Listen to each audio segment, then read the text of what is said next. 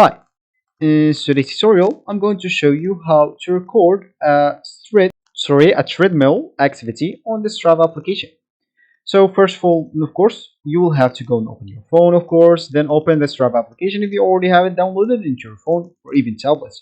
But of course, if you don't have it downloaded, you will have to go and download it through Play Store if you're using an Android, App Store if you're using an iPhone, or any other store you could be possibly using.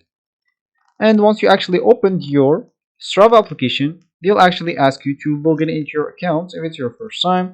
And you'll have to log in into your account if you already have an account. But if you don't, they'll give you three options to create an account. You'll have the Facebook option, the Google option, and even the email option. Just choose whatever of those to create your account. And once you created your account or even logged in into your account, you'll find yourself here in this home screen or this main page.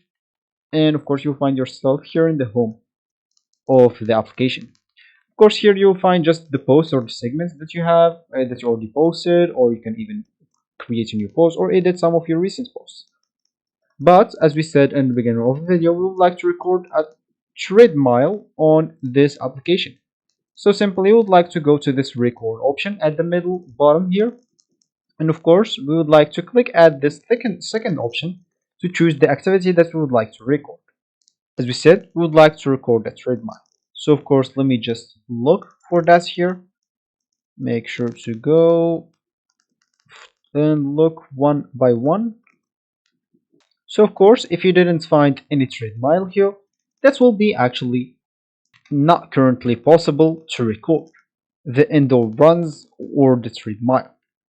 So of course, simply you can just go here and choose the run or even the trail run. And of course, you can just start your recording, and once you move, even in your home, they will actually start counting the average or the split average pace and even the distance. So once you finish, stop the recording, finish, discard, and you will be good to go. So this will be actually for this tutorial. I hope you like it. Thank you guys for watching it. Goodbye.